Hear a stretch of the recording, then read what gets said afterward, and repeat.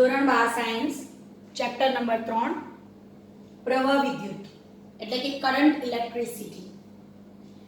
એમ કહીએ તો ચાલે કે 12 સાયન્સ નું હૃદય છે આ ચેપ્ટર, બરાબર, અને ખૂબ જ અગત્યનું છે. ચેપ્ટર નંબર 1 અને 2 માં આપણે વિદ્યુત ભારોને સ્થિર અવસ્થામાં ધર્યા અને સ્થિર વિદ્યુત ભારો વચ્ચે લાગતા સ્થિત વિદ્યુત બળ એટલે કે કુલમ્બના નિયમનો આપણે અભ્યાસ કર્યો. તમે જાણો છો કે જે રીતે બે દળ હોય તેમની વચ્ચે ગુરુત્વાકર્ષી બળ સંભવે છે, તે જ પ્રમાણે બે સ્થિત બિંદુવત વિદ્યુત બળ વચ્ચે કુલમ્બ બળ લાગે છે. આના આધારે આપણે ઘણું બધું જોઈ ગયા, એટલે કે વિદ્યુત ભાર માટેનું વિદ્યુત ક્ષેત્ર, ત્યાર પછી વિદ્યુત ક્ષેત્રની લાક્ષણિકતાઓ, અલગ અલગ સિદ્ધાંતો, ફ્લક્સની વિચારધારા, ગાઉસના નિયમના ઉપયોગો. ચેપ્ટર 2 માં આપણે વિદ્યુત સ્થિતિમાન જોઈ ગયા, ઘણી બધી બાબતો શીખી ગયા. પણ એક વાત તો નક્કી છે કે આ બધામાં વિદ્યુત ભાર સ્થિર અવસ્થામાં હતો. વિદ્યાર્થી મિત્રો, તમે વિચાર કરો કે આ જ વિદ્યુત ભાર ગતિમાં આવે તો વિશ્વમાં એવી કોઈ વસ્તુ નથી કે જેને ઊર્જા આપ્યા વગર એ ગતિમાં આવે. બરાબર, યાદ રાખજો. વિદ્યુત ભારોને કોઈક રીતના આપણે ઊર્જા આપીએ અને એને ગતિમાં લાવીશું તો સમય સાથે વિદ્યુત ભારો ગતિ કરશે અને વિદ્યુત ભારો ગતિ કરશે એટલે વિદ્યુત પ્રવાહનું નિર્માણ થશે. તો વિદ્યાર્થી મિત્રો, આ ચેપ્ટરમાં આપણે વિદ્યુત ભારો ઊર્જા આપતા જે રીતે ગતિમાં આવે છે તે વિદ્યુત પ્રવાહની વાત કરીશું. ત્યાર પછી વિદ્યુત પ્રવાહ ઘનતાની વાત કરીશું. ત્યાર પછી વિદ્યુત પ્રવાહ સાથે જોડાયેલા અલગ અલગ નિયમોની વાત કરીશું. ઇલેક્ટ્રિસિટીમાં આપણે પ્રવેશી રહ્યા છે ત્યારે ધ્યાન રાખજો કે આ ચેપ્ટરમાંથી ઘણા અગત્યના પ્રશ્ન નીકળે છે, એન્ટ્રન્સની દ્રષ્ટિએ પણ અગત્યનું છે, એટલે એક એક મુદ્દા પર આપણે ધ્યાન આપવા જેવું છે. આજે આપણે માત્ર ઇન્ટ્રોડક્શનની વાત કરીશું, બરાબર છે. તો ચેપ્ટર નંબર 3 પ્રવાહ વિદ્યુત એટલે કે કરંટ ઇલેક્ટ્રિસિટી, પહેલા બે ચેપ્ટરમાં આપણે વિદ્યુત ભારોની સ્થિર અવસ્થામાં ધરેલા હતા. હવે ત્રીજા ચેપ્ટરથી એ જ વિદ્યુત ભારને ઊર્જા આપતા એ વિદ્યુત ભાર ગતિમાં આવી ગયા છે અને વિદ્યુત પ્રવાહનું નિર્માણ થયું છે. તો બે કણ વચ્ચે વિદ્યુત બળ કેમ લાગે છે? બે કણ વચ્ચે વિદ્યુત બળ લાગવા પાછળનું કારણ છે એના પરના વિદ્યુત ભાર. આપણે વાત કરી ગયેલા કે મૂળભૂત ગુણધર્મ જેને કારણે વિદ્યુત બળ ઉદ્ભવે છે. બીજી આપણે એક ચર્ચા કરી ગયેલા કે વિદ્યુત ભારો બે પ્રકારના છે, ધન વિદ્યુત ભાર અને ઋણ વિદ્યુત ભાર. ધન વિદ્યુત ભાર અને ઋણ વિદ્યુત ભાર, એમાં આપણે કોઈ સંજ્ઞા ઊંધી લઈ લઈએ તો વાંધો નહીં આવે, આવી પણ આપણે ચર્ચા કરી ગયેલા. શા માટે આપણે ન્યુક્લિયસમાંની બહાર રહેલા ઇલેક્ટ્રોનને જ દૂર કરીએ છીએ તે પણ આપણે ચર્ચી ગયા છે. એટલે થોડી ઘણી મૂળભૂત બાબતો આપણે શીખી ગયા છે, પણ અહીં આપણે થોડોક નવી જગ્યાએ પ્રવેશ કરવાનો છે. તમને લોકોને ખબર છે વિદ્યાર્થી મિત્રો કે વિદ્યુત ભાર ગતિમાં આવે એટલે વિદ્યુત પ્રવાહ. વિચાર કરો, અવકાશમાં વિદ્યુત ભારો પથરાયેલા હોય છે. ચોમાસા દરમિયાન આ વિદ્યુત ભારોને ઊર્જા મળતા વીજળી પડે છે. વીજળીનું પડવું ધારો કે આપણા શરીર પર પડે, આપણું શરીર એ વાહક છે, આપણા શરીર પર પડે એટલે આપણા શરીરમાંથી કરંટ પાસ થાય ને આપણને ઝટકો લાગે. ઝટકો પણ લાગે અને એની હાનિકારક અસરો પણ થઈ શકે, તમે જાણો છો. તો વીજળીના ચમકારા, એની ગર્જના, વીજળીમાં વિદ્યુત ભારનું વહન સ્થાયી નથી હોતું. માની લો કે તમે કોઈક ધાતુના દંડાને પકડ્યો અને એ જ ટાઈમે વીજળી પડી તો તમને સ્લાઇડ ઝટકો લાગી શકે. પણ ધારો કે વીજળી પડતી હોય અને તમે કોઈ ઝાડ નીચે ઊભા હોય અથવા તો તમે ઊભા હોય અને એ તમારા શરીરમાં પ્રવેશે તો તમે મરી પણ જઈ શકો, તમને ખબર છે. તો વીજળીના ચમકારા જે છે, વીજળી પડવાની જે ઘટના છે, તેમાં વિદ્યુત પ્રવાહનું વહન સ્થાયી હોતું નથી, બરાબર. પરંતુ આપણે વ્યવહારમાં જે ઉપકરણનો ઉપયોગ કરીએ છીએ તે ઉપકરણમાં વિદ્યુત પ્રવાહનું વહન સ્થાયી છે. જો વિદ્યુત પ્રવાહનું વહન સ્થાયી નહીં હોય તો કોઈક વાર પાવર સપ્લાયનો વોલ્ટેજ વધી જાય, કોઈ વાર ઘટી જાય, તો એને નિયમન કરીને મોકલવું પડે ને. કહેવાનો અર્થ એટલો છે કે જ્યાં વિદ્યુત પ્રવાહનું વહન સ્થાયી છે ને, જ્યાં વિદ્યુત ભાર યોગ્ય રીતે વહન પામે છે નિશ્ચિત સમયગાળામાં, ત્યાં સ્થાયી પ્રવાહનું વહન થાય છે. કુદરતી ઘટના જેવી કે આકાશમાં ચમકતી વીજળી, એમાં સ્થાયી વહન નથી, એટલે અસ્થાયી વહન હોવાથી સમય સાથે સતત બદલાય છે, માટે જ્યારે ત્યાં વિનાશ સર્જે છે. રોજિંદા જીવનમાં આપણે ઉપકરણનો ઉપયોગ કરીએ છીએ જેમાં વિદ્યુતભારનું વહન થાય છે. દાખલા તરીકે તમે ટોર્ચ ચાલુ કરો છો, ત્યાર પછી ઘડિયાળ છે, પછી બીજા ઇલેક્ટ્રોનિક ઉપકરણો છે, આ બધામાં આપણને ચોક્કસ માત્રામાં એનર્જી જોવા મળે છે સપ્લાય દ્વારા મળતી, જે સ્થાયી વહનમાં આપણે લઈ શકીશું. હવે આ ચેપ્ટરનો આપણો મુખ્ય મુદ્દો છે વિદ્યુત પ્રવાહ. ત્યાંથી આપણે સ્ટાર્ટ કરશું. વિદ્યુત પ્રવાહ એટલે કે કરંટ.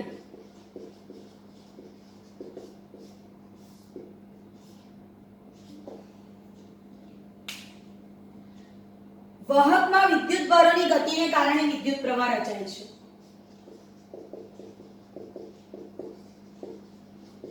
વિદ્યુતભાર એટલે ચાર્જ.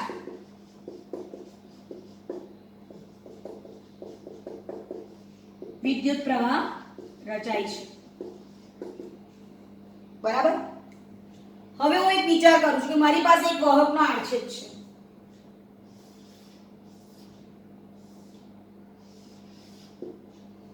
અને મારી પાસે સૂક્ષ્મ આડછેદ આ નજીકના વિભાગો વિચારી લઉં છું. આ એનો આડછેદ. પહેલા હું આને ધ્યાનમાં લઈશ, પછી આને, પછી આને અને પછી આને. બરાબર. આ લંબાઈને હું લઉં છું l. વાહકના કોઈ પણ આડછેદમાંથી એકમ સમયમાં પસાર થતો વિદ્યુતભાર એટલે વિદ્યુત પ્રવાહ. વાહકના કોઈ પણ આડછેદમાંથી એકમ સમયમાં આડછેદને લંબરૂપે પસાર થતો વિદ્યુતભાર એટલે વિદ્યુત પ્રવાહ. બરાબર. સૂત્ર પરથી જ આપણને જણાય છે, અને એમ પણ આપણે એસઆઈ એકમ પદ્ધતિમાં વિદ્યુત પ્રવાહનો એકમ એમ્પિયર શીખી ગયા છો. તો વિદ્યુત પ્રવાહનો એકમ છે એમ્પિયર અથવા તો કુલમ્બ પર સેકન્ડ. આપણને અહીંયા જણાય છે. એટલે પારિમાણિક સૂત્ર આપણને કોઈ પૂછે તો A1 એ એનું પારિમાણિક સૂત્ર છે. બરાબર છે. હવે તમે વિચાર કરો કે મારી પાસે એક નળાકાર આડછેદ છે. આ આડછેદ નિયમિત આકાર ધરાવે છે. એને હું સૂક્ષ્મ વિભાગોમાં વિભાજિત કરી દઈશ, સમાન ક્ષેત્રફળ ધરાવતા સૂક્ષ્મ વિભાગો. અને પછી આડછેદને લંબરૂપે આપણે વિદ્યુતભારને નિશ્ચિત સમયગાળા માટે પસાર કરીશું. બરાબર છે. આટલા વિભાગમાં રહેલો વિદ્યુતભાર એ થોડાક સમય પછી અહીંયા આવશે, એ જ અહીંયા આવશે, એ જ અહીંયા આવશે. બરાબર. એક વસ્તુ ધ્યાન રાખજો કે જેટલો વિદ્યુતભાર ડાબા આડછેદમાંથી પ્રવેશે છે એટલો જ વિદ્યુતભાર જમણા આડછેદમાંથી બહાર નીકળે છે. એટલે વિદ્યાર્થીઓ અહીંયા વિદ્યુતભારનું પણ સંરક્ષણ થાય છે. બરાબર છે. વિદ્યુતભાર જેટલો એક આડછેદમાંથી પ્રવેશ્યો એટલો જ વિદ્યુતભાર બીજા આડછેદમાંથી બહાર નીકળ્યો. એટલે સંરક્ષણની બાબત પણ જળવાઈ ગઈ. હવે આપણે જોવાનું શું છે, તો ધારો કે આપણી પાસે t સમયે વિદ્યુતભારનો જથ્થો છે q જેટલો. t સમયે વાહકના કોઈ આડછેદમાંથી પસાર થતો વિદ્યુતભારનો જથ્થો છે q જેટલો, અને t + ડેલ્ટા t સમયે પરિણામી વિદ્યુતભાર q + ડેલ્ટા q પરિણામી વિદ્યુતભાર ડેલ્ટા q મળે છે. એટલે હું આવું વિચારીશ કે t સમયે સંબંધિત વાહકના આડછેદમાંથી પસાર થતો વિદ્યુતભાર q છે, અને t + ડેલ્ટા t સમયે આ વિદ્યુતભાર છે q + ડેલ્ટા q. એનો અર્થ શું? ડેલ્ટા t જેટલા સૂક્ષ્મ સમયગાળામાં ડેલ્ટા q જેટલો વિદ્યુતભાર પસાર થવાનો. બરાબર. તમે દરેક વખતે વિદ્યુતભારને પસાર થવા માટે ડેલ્ટા t જેટલો સૂક્ષ્મ સમયગાળો આપો છો. તો હવે હું આ રીતે બોલીશ, સરેરાશ વિદ્યુત પ્રવાહ. સરેરાશ એટલે ડેલ્ટા આપણને ખબર છે. સરેરાશ એટલા માટે કે આપણે ઘણા બધા આડછેદ વિચાર્યા છે. એટલે આનું પ્લસ આનું પ્લસ આનું પ્લસ આનું 1 2 3 4 ચારે ચારનો સરવાળો ભાગ્યા 4 એ સરેરાશ છે ને. તો બધાનું લગભગ સરખું જ થવું જોઈએ એમ, કારણ કે આપણે એના લંબાઈ સરખી લીધી છે, એનો આડછેદ સમાન લીધો છે માટે. તો સરેરાશ વિદ્યુત પ્રવાહ I = q + delta q minus q divided by t plus delta t minus t. નીચે ટી કેન્સલ અને ઉપર ક્યુ કેન્સલ એટલે delta q by delta t. સરેરાશ વિદ્યુત પ્રવાહ I is equal to average charge delta q by delta t. એટલે જો delta t બરાબર 1 સેકન્ડ હોય તો delta q is equal to I. હું એકમના સંદર્ભે વ્યાખ્યા આપું છું. જો વાહકના કોઈપણ આડછેદમાંથી 1 સેકન્ડમાં લંબરૂપે પસાર થતો વિદ્યુતભાર 1 કુલમ્બ હોય તો ત્યાં રચાતો વિદ્યુત પ્રવાહ 1 એમ્પિયર છે એમ કહેવાય. બરાબર છે? ફરીથી વ્યાખ્યા આપણે ગોખતા નથી, આપણે સૂત્રના આધારે બનાવીએ છીએ. જો વાહકના કોઈપણ આડછેદમાંથી ડેલ્ટા ટી બરાબર 1 સેકન્ડમાં લંબરૂપે પસારતો વિદ્યુતભારનો જથ્થો 1 કુલમ્બ હોય તો ત્યાં રચાતો વિદ્યુત પ્રવાહ 1 એમ્પિયર છે એમ આપણે કહી શકીએ. બરાબર છે? ધ્યાન રાખજો વિદ્યાર્થી મિત્રો, તમે વિદ્યુતભારને પસાર થવા ડેલ્ટા ટી સમયગાળો આપો છો ને, તો ડેલ્ટા ટી સમયગાળામાં અહીંયાથી અહીંયા આવશે, એ ફરી બીજા ડેલ્ટા ટી માં અહીંયા આવશે, એ ફરી અહીંયા આવશે અને એમ કરતા કરતા વિદ્યુતભારનું વહન થશે. ટૂંકમાં સમયગાળો તમે સરખો આપો છો. બરાબર? હવે તમે એક વસ્તુ જોઈ ગયા છો, એટલે મુખ્ય બાબત કઈ છે? ડેલ્ટા ક્યુ ને આપણે એક જ પદમાં વર્ણવીએ ને તો એ વાહકના કોઈપણ આડછેદમાંથી પસાર થતો ચોખ્ખો વિદ્યુતભાર છે, નેટ છે, અને એ વિદ્યુત પ્રવાહનું સર્જન કરે છે. ધોરણ 10 માં તમે એક વસ્તુ જોઈ ગયેલા કે રૈવાજિક વિદ્યુત પ્રવાહની દિશા ઇઝ ઇક્વલ ટુ ધન વિદ્યુતભારની ગતિની દિશા. ધન વિદ્યુતભારની ગતિની દિશાને રૈવાજિક વિદ્યુત પ્રવાહની દિશા ગણવામાં આવે છે.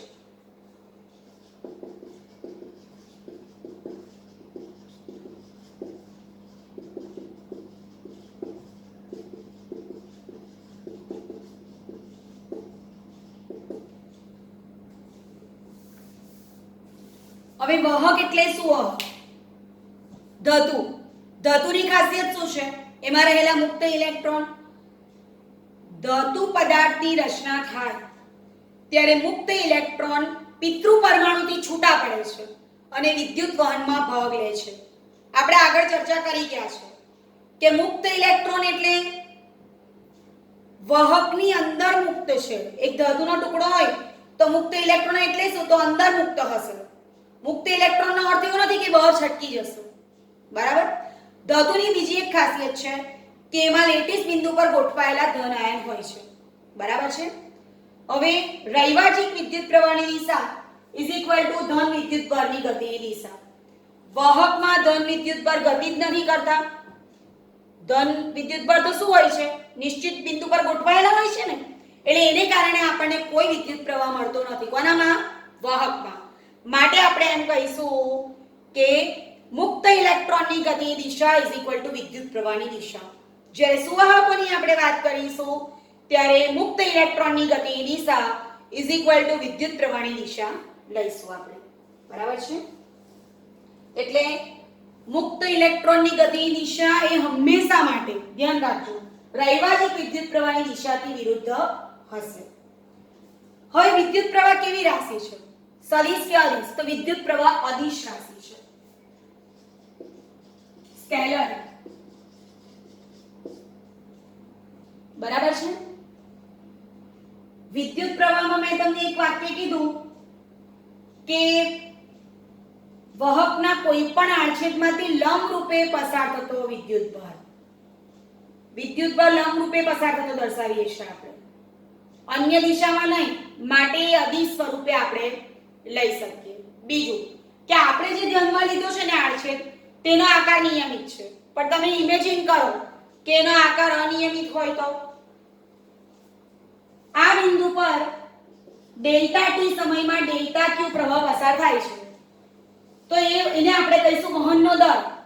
તો અહીંયા વહનનો દર 2 કુલમ્બ પર સેકન્ડ હોય તો અહીંયા 2.5 પણ હોય ને, અનિયમિત આકાર હોય તો. આ તો નિયમિત છે એટલે અહીંયા જે દર હશે તે જ અહીંયા હશે, તે જ અહીંયા હશે. પણ વહનનો દર દરેક બિંદુએ સમાન નહીં હોય તો આપણે વિદ્યુત પ્રવાહને વ્યાખ્યાયિત કરી શકતા નથી. ટૂંકમાં ચેપ્ટર નંબર 3 માટે પ્રવાહ વિદ્યુત, પ્રવાહ શબ્દ અગત્યનો છે એટલે પ્રવાહને આપણે ખૂબ ધ્યાનથી નોંધી લઈશું. ચાલો હવે ઘર વપરાશની વાત કરીએ આપણે. તો ઘર વપરાશમાં વિદ્યુત પ્રવાહનું મૂલ્ય હોય છે એમ્પિયરના ક્રમનું. આકાશમાં ચમકતી વીજળીમાં સરેરાશ વિદ્યુત પ્રવાહનું મૂલ્ય 10,000 એમ્પિયર જેટલું હોય છે. અમુક 10,000 એટલે ઘણા બધા મોટા પ્રવાહનું મૂલ્ય એ ધરાવે છે. જ્યારે આપણા શરીરની ચેતામાં વહેતો પ્રવાહ માઇક્રો એમ્પિયરના ક્રમનો હોય છે. આવા જે ઓબ્જેક્ટિવ છે ને એને થોડા ધ્યાન પર લેવાના. આપણે માટે એ ઇન્ફોર્મેશન આપતા પ્રશ્ન છે. કોઈક વાર એમસીક્યુ માં પૂછી કાઢે આપણા શરીરની ચેતામાંથી વહેતો પ્રવાહ કેટલા ક્રમનો હોય છે? માઇક્રો એમ્પિયરના ક્રમનો હોય છે. હવે જોઈએ સુવાહકોમાં વિદ્યુત પ્રવાહનું વહન.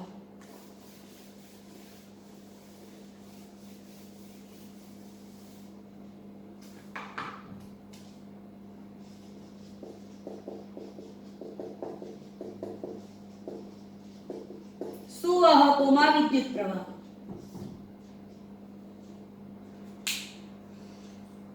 હવે ધારો કે આપણી પાસે એક સુવાહક છે. એ સુવાહકને તમે વિદ્યુત ક્ષેત્ર આપ્યું તો સ્વાભાવિક છે એને વિદ્યુત બળ લાગશે. ધારો કે આપણી પાસે કોઈ સુવાહક છે. સુવાહક એટલે એની પાસે મુક્ત ઇલેક્ટ્રોન છે, એની પાસે ચોક્કસ બિંદુએ ગોઠવાયેલા ધન આયન છે, એટલે તરત જ રિસ્પોન્ડ કરશે. જેવું તમે એને વિદ્યુત ક્ષેત્ર આપશો એટલે એ વિદ્યુત બળ અનુભવશે. હવે એમાંના વિદ્યુત બળો જો મુક્ત હોય, મુક્ત સ્વરૂપે હોય તો એ શું કરશે? વહન કરશે. એટલે આપણા ધાતુના ટુકડાને આપણે જો વિદ્યુત ક્ષેત્રમાં મૂકીશું તો શું થશે? વિદ્યુત ક્ષેત્રમાં મૂકતા ધન ધ્રુવ તરફ ઇલેક્ટ્રોન જશે અને ઋણ ધ્રુવ તરફ ધન આયન ગતિ કરવાનો પ્રયત્ન કરશે. આપણે જાણીએ છીએ અણુને પરમાણુના ઇલેક્ટ્રોન અને ધન વિદ્યુત પરિત ન્યુક્લિયસ વચ્ચે કુલંબ બળ લાગતા હોય છે. અણુ કે પરમાણુ હોય એમાં ધન અને ઋણ વચ્ચે જે કુલંબ બળ લાગે તે ખૂબ જ પ્રબળ હોવાથી તે છૂટા પડી શકતા નથી. હવે વિચારીએ આપણે કે આપણી પાસે એક ધાતુનો ટુકડો છે. હું ખાલી તમને એક એક્ઝામ્પલ આપું છું. આ બધું આપણા માટે ઇન્ટ્રોડક્શન છે. ઘન વાહક પદાર્થોમાં વિદ્યુત ક્ષેત્રની ગેરહાજરીમાં વિદ્યુત પ્રવાહ. વિદ્યુત ક્ષેત્રની ગેરહાજરીમાં વાહક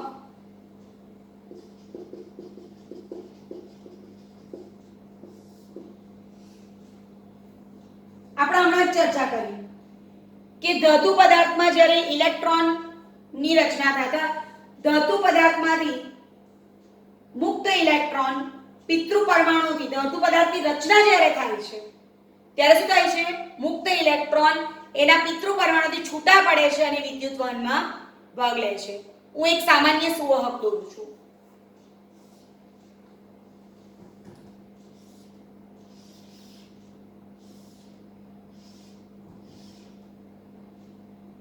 આ એના લેટીસ બિંદુ પર ગોઠવાયેલા ધન આયન.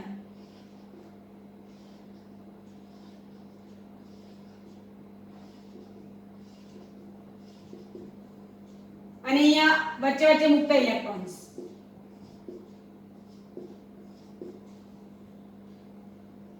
હવે તમને એક વસ્તુ એ પણ ખબર છે કે ઇલેક્ટ્રોનનું દળ કેટલું છે અને પ્રોટોનનું દળ કેટલું છે?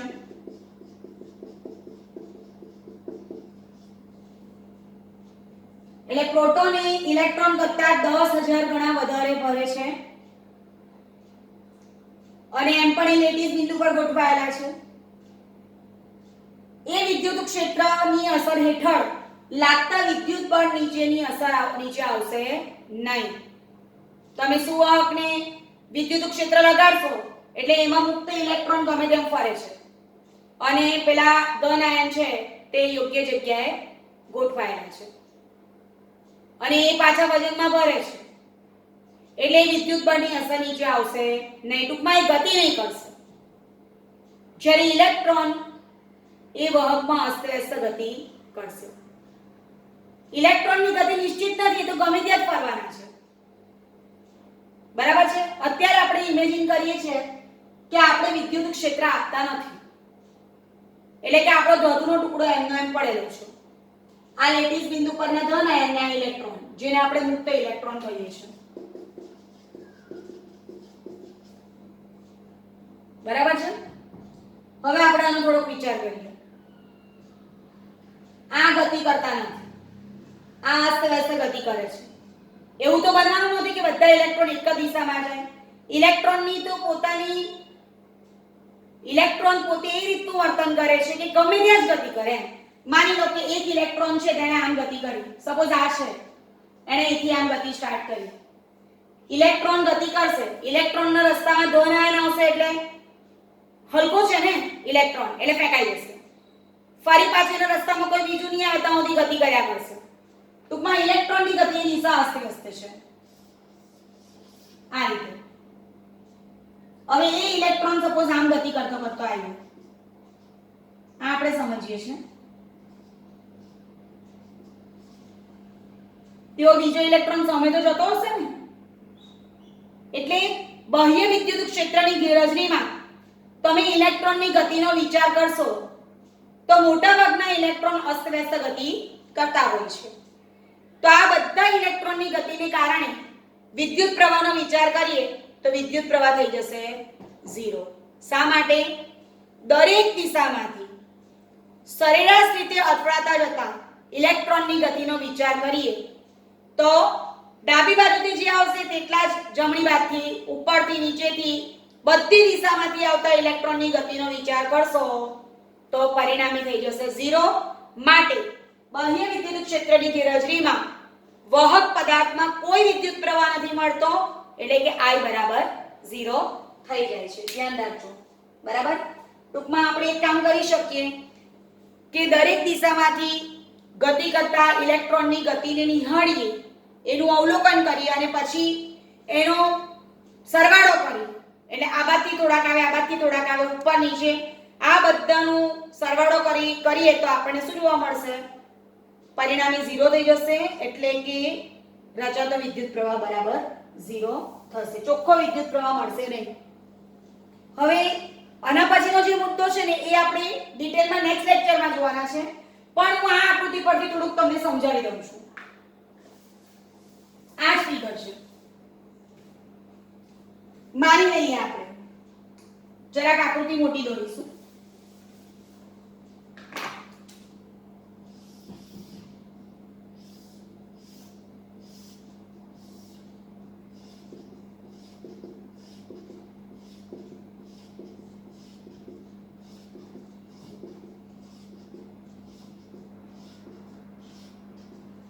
બાહ્ય વિદ્યુત ક્ષેત્રની ગેરહાજરી, આ ઇલેક્ટ્રોન્સ.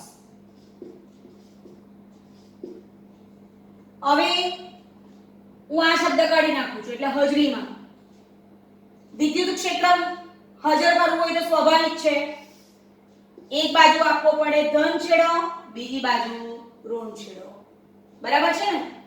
અને આપણે આ રીતે પણ લખી શકીએ કે આ બાજુ +q, આ બાજુ -q. ખ્યાલ આવે છે?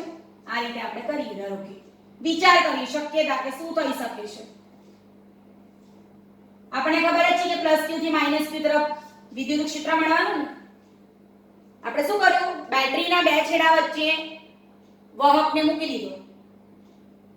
વાહકને મૂક્યો એટલે વિદ્યુત બળ લાગ્યું, ક્ષેત્રની અસર નીચે આવ્યો. વિદ્યુત ક્ષેત્રની દિશા + થી માઈનસ છે. હવે શું થશે? પહેલે ઇલેક્ટ્રોન તો મુક્ત છે એટલે એ તો ગતિ કરવાનો જ છે, પણ આ ઇલેક્ટ્રોન સપોઝ ગતિ કરે છે, એને કોણ બળ આપશે?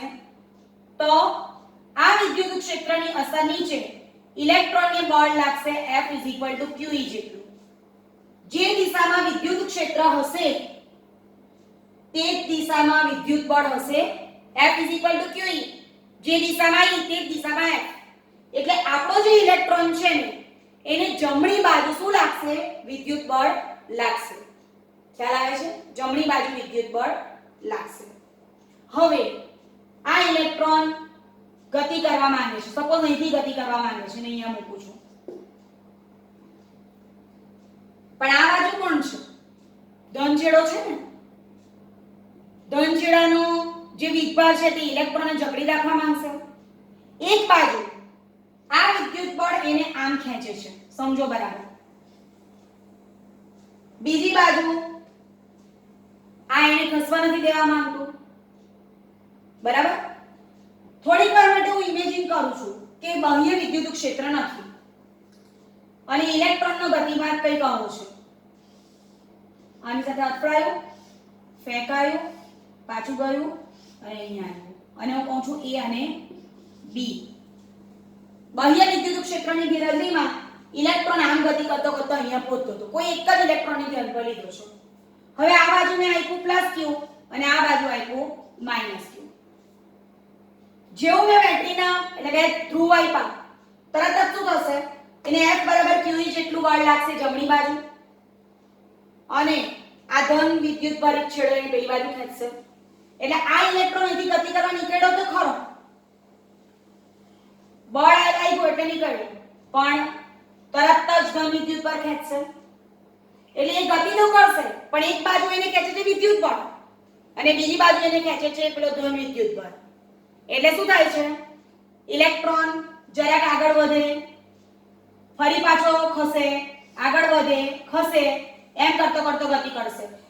સીધા શબ્દમાં કહીએ ને તો વિદ્યુત ક્ષેત્રને કારણે લાગતું બળ અને ધન વિદ્યુત બળ જે એને ખેંચે છે આ બંને વચ્ચે સતત અથડાતો કૂટાતો ઇલેક્ટ્રોન ગતિ કરતો જાય છે અને પહેલા જે ઇલેક્ટ્રોન પહોંચતો તો B પર, આ B બિંદુ છે આપણું, તેની જગ્યાએ હવે પહોંચે છે B' પર.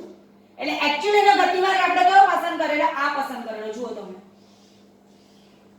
આ ઓરિજિનલ છે પણ ક્ષેત્ર લાગુ પાડ્યું જેને કારણે એનો ગતિમાર્ગ બદલાઈ ગયો અને હવે થઈ ગયો આમ. ટૂંકમાં એના ગતિમાર્ગમાં આટલી એરર રહી ગઈ ને, કેટલી એરર, B'. ટૂંકમાં તમે વહન પદાર્થને વિદ્યુત ક્ષેત્રમાં મૂકશો એટલે શું થશે, એમાં રહેલા મુક્ત ઇલેક્ટ્રોન એ વિદ્યુત ક્ષેત્રની અસર નીચે આવશે, એની પર વિદ્યુત બળ લાગશે અને એ જ વખતે એને બેટરીના ધન છેડા તરફ આકર્ષણ પણ લાગશે. એટલે એક એને ડાબી બાજુ ખેંચે છે, બીજો એને જમણી બાજુ ખેંચે છે, જેને કારણે પરિણામી બળ ઘટે છે, જેને કારણે સતત અથડાતો ગતિ કરે છે. એટલે એના ગતિમાર્ગની દિશા ઉલટાઈ જાય છે. એટલે એનો મૂળ ગતિમાર્ગ એ પકડી શકતો નથી અને એનો ગતિમાર્ગ બદલાઈ જાય છે. આના પછીનો મુદ્દો આપણે નેક્સ્ટ લેક્ચરમાં લઈશું. Thank you.